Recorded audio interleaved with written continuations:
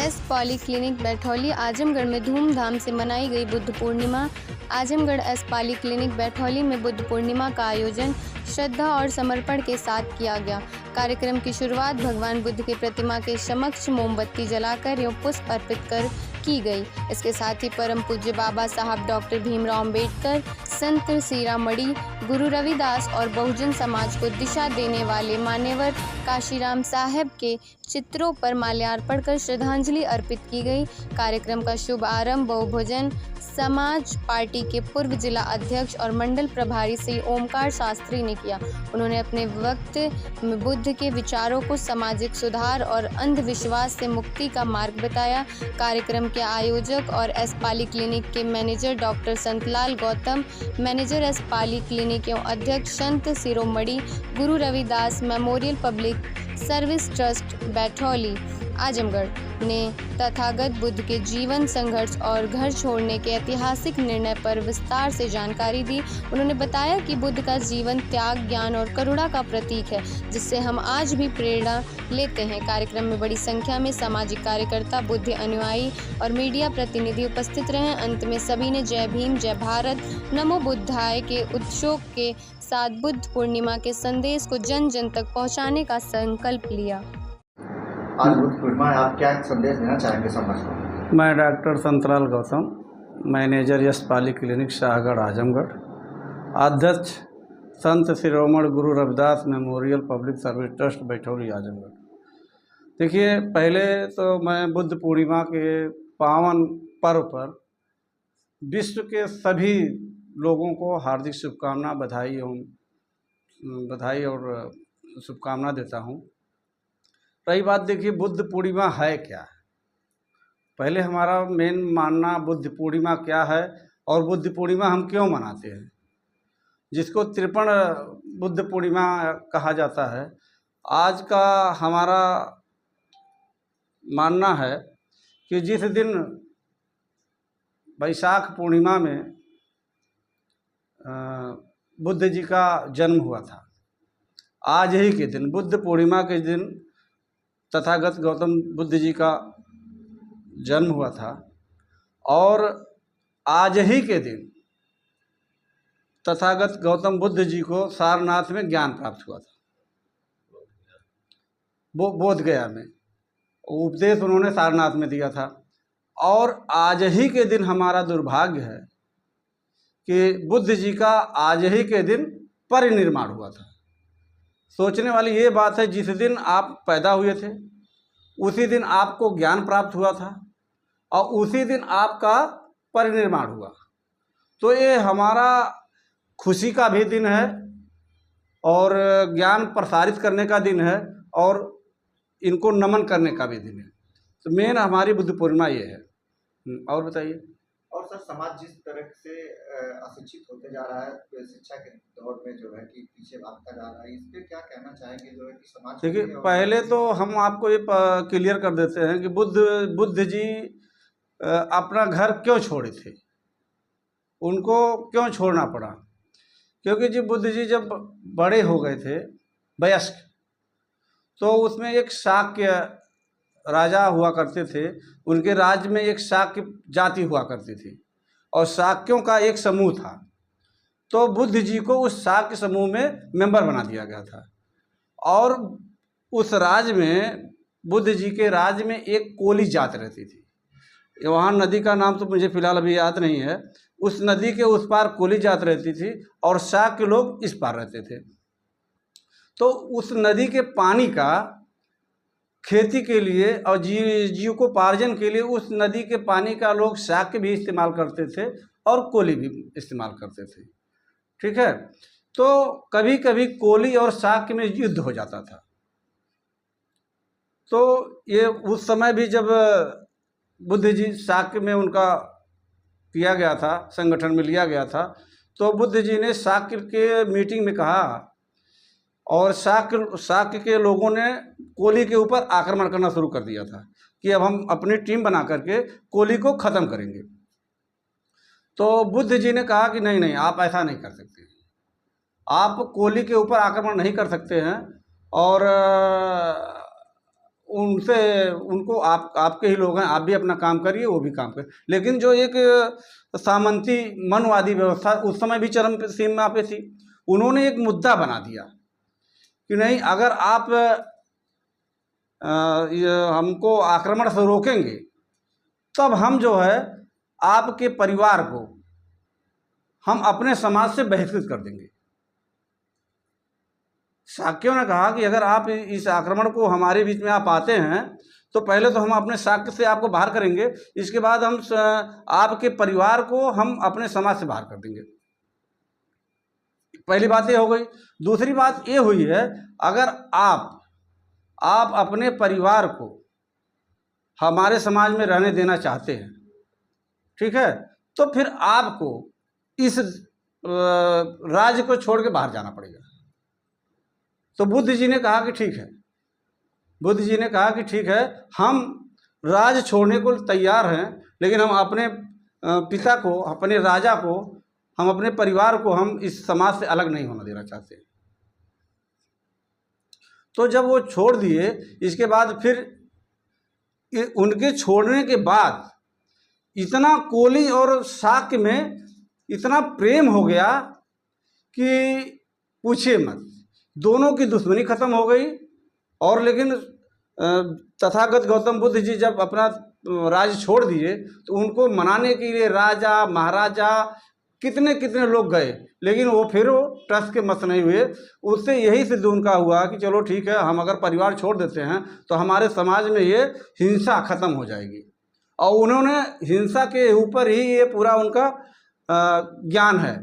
चलते चलते कहाँ कहाँ गए, कहाँ नहीं गए, तो ऐसे ऐसे राजाओं ने उनका स्वागत किया कि आप मेरे पास चले आइए, आप मेरे पास चले आइए। और यहाँ तक कि उनके पिताजी ने कहा कि आप मेरे पास आइए, लेकिन कहा नहीं पिताजी, हम ऐसा नहीं कर सकते, हमने जो कर दिया कर दिया। तो तथागत गौतम बुद्ध जी ने समाज के लिए इन्होंने इतना बड़ा त्याग किया है। और आज हमारा समाज, आप जो कह रहे हैं कि क्या कहना चाहते हैं, देखिए आज बुद्ध पूर्णिमा के दिन पे लोग बुद्ध जी को नमन करते हैं, संत गुरु रविदास जी को नमन करते हैं, और हमारे जो अधिकार दाता हैं परम पूज्य बोध सत्य भारत रत्न बाबा साहब डॉक्टर भीमराव अम्बेडकर जी को नमन करते हैं। और इनके दिए हुए कानून को आज जो बहुजन 85% में जगाने का काम किए मानवर युग पुरुष श्री मानवर श्री कांसीराम साहब, तो आज लोग जाग गए हैं। बाबा साहब जब इस संघर्ष कर रहे थे उस समय लोग जागे नहीं थे, तो आज जागने के बाद भी आज हमारे इन महापुरुषों की विचारधारा पे हमारा समाज, हमारा ओबीसी समाज, बैकवर्ड समाज नहीं चल रहा। क्यों नहीं चल रहा? क्योंकि उसके दिमाग में धार्मिक, मानसिक गुलामी, अंधविश्वास जकड़ा हुआ, इसलिए। और नहीं तो बताइए, आप आज पूरे भारत में जब तथागत बुद्ध जी प्रचार समाज के जो विचलित जिसको कहा जाता है और जिसके पास अल्प ज्ञान है, बाबा साहब ने अधिकार दिया, मान्यवर साहब ने 85% को एक करने का काम किया, लेकिन इनके दिमाग में धार्मिक, मानसिक गुलामी पड़ी हुई है। इनको गुलामी करने की आदत है, क्योंकि जैसे नहीं कहते हैं कि अगर कुत्ते को साफ करेंगे तो नाली में ही जाएगा। तो हमारा समाज जो ये सांसद, वो दलित सांसद नहीं उनको कहिए, वो सपा के सांसद थे और उन्होंने उनसे कहवाया गया, वोट की राजनीति कर रहे हैं ये सब, सपा, कांग्रेस, भाजपा, सब लोग वोट की राजनीति कर रहे हैं और हमारे बहुजन समाज को बांटने के लिए इस तरीके का षड्यंत्र कर रहे हैं। और पहली बात तो अखिलेश यादव अंबेडकरवादी हो ही नहीं सकते। अंबेडकरवादी वही हो सकता है जो गलत को गलत कहे, सही को सही कहे। तो इन सब में ऐसी कोई ताकत नहीं है, चाहे अटल बिहारी वाजपेयी रहे हों, चाहे आपके मोदी जी रहे हों, या योगी जी रहे हों, राजनाथ सिंह जी रहे हैं, अमित शाह जी रहे हैं। ये सब केवल मनुवाद को बढ़ावा देने के लिए आपको लालच देते हैं और हमारा समाज लालच के चक्कर में पड़ करके आने वाली पीढ़ी को बर्बाद कर दे रहा है। और ये सब कभी भी अंबेडकरवादी हो ही नहीं सकते, न बहुजन समाज का विकास कर सकते हैं। आप आज बुद्ध पूर्णिमा, उसके बारे में क्या कहना चाहते हैं? मैं ओंकार शास्त्री, मैं बहुजन समाज पार्टी का आजमगढ़ मंडल का पूर्व जिलाध्यक्ष पूर्व कोऑर्डिनेटर हूँ। आज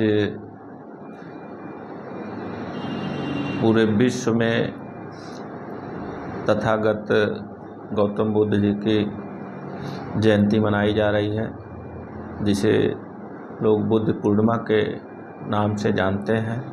आज ही के दिन तथागत बुद्ध जी का जन्म हुआ था लुम्बिनी में, और बुद्ध जी राजशाही परिवार के थे, परंतु उनके मन में एक सोच जागी समाज की दशा को देखते हुए, तो उन्होंने उस सोच को आगे बढ़ते हुए अध्ययन किया, जिन्हें ज्ञान की प्राप्ति हुई। उस ज्ञान की प्राप्ति को उन्होंने सबसे पहले सारनाथ से शुरुआत करके पूरे विश्व में फैलाने का काम किया, जिसे हम सभी जानते हैं। पूरे विश्व में तथागत बुद्ध जी को शांति के उद्देश्य एवं करुणा तथा समानता का जो उनका उद्देश्य था, उसको पूरे विश्व में फैलाने का काम किए। आज उनके अनुयायी पूरे भारत देश के साथ साथ दुनिया के मना रहे हैं, और ख़ास तौर से हम भारत के लोग उनको पूरी निष्ठा और ईमानदारी से पूजते हैं, मानते हैं, उनके बताए हुए पथ चिन्हों पर चलने का काम करते हैं। साथ ही साथ बुद्ध जी का जो उपदेश था, दुनिया के लगभग 200 से ज़्यादा देशों में लोग उनके अनुयायी हैं, उनको मानते हैं। लेकिन दुर्भाग्य है इस देश का कि बुद्ध जी यहीं के पैदा हुए, यहीं पे उनको ज्ञान की प्राप्ति हुई, और यहीं से ज्ञान फैलाने का कार्यक्रम उन्होंने शुरू किया। लेकिन हमारे देश के जो राजनीतिक हालात हैं, उससे बड़ा दुख होता है कि विश्व में लोग दुनिया के दूसरे देशों में जाते हैं तो बुद्ध जी का नाम लेते हैं कि हम बुद्ध जी की धरती से आए हैं, जहाँ शांति का उपदेश दिया जाता है। लेकिन यहाँ पे खुद लोग नहीं मानते हैं। इस देश में एक मसीहा पैदा हुए, बाबा साहब डॉक्टर भीमराव अंबेडकर, जिन्हें भारत रत्न और संविधान के रचयिता के नाम से जाना जाता है। बाबा साहब खास तौर से बुद्ध जी के विचारों, उनके उपदेशों का अध्ययन किए, और उनके तमाम मार्गों का अनुसरण करके संविधान में उन्होंने स्थान दिया। लेकिन दुर्भाग्य है, इस देश की सरकारों ने पूरी तरह से उनके उपदेशों के द्वारा तथा तमाम संतों, गुरुओं, महापुरुषों के द्वारा विचारों पर बनाए हुए बाबा साहब द्वारा रचित संविधान को आज तक पूरी तरह से इस देश में लागू नहीं कर पाए। जिस तरह से समाज आज पीछे जा रहा है शिक्षा के मामले में, आज बुद्ध पूर्णिमा, उस पर क्या संदेश देना चाहेंगे आप समाज को?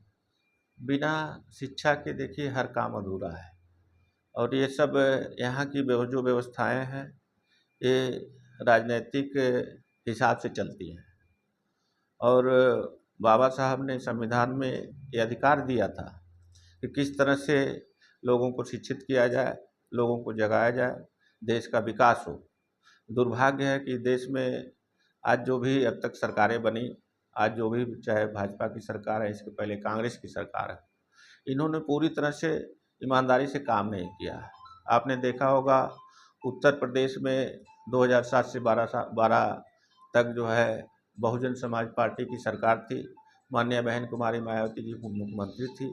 उन्होंने शिक्षा के क्षेत्र में तमाम काम किया, बाबा साहब के विचारों को आगे बढ़ाते हुए, संतों, गुरुओं, महापुरुषों, खासतौर से बुद्ध जी के अनुपालन में बाबा साहब के विचारों का पालन करते हुए इस उत्तर प्रदेश में खासतौर से हजारों, लगभग हर गांव में प्राइमरी स्कूल खोलने का काम किया, जूनियर हाई स्कूल खोलने का काम किया, सैकड़ों इंटर कॉलेज खोलने का काम किया, दर्जनों डिग्री कॉलेज, दर्जनों मेडिकल कॉलेज, दर्जनों engineering college, para medical college, तमाम तरह के जो शिक्षा के क्षेत्र में उन्होंने जो हमारे बच्चों को इंटर तक की पढ़ाई फ्री, उच्च शिक्षा प्राप्त करने के लिए 0 बैलेंस पे एडमिशन, ये सरकार जो है उत्तर प्रदेश की सरकार में माननीय बहन जी ने काम किया।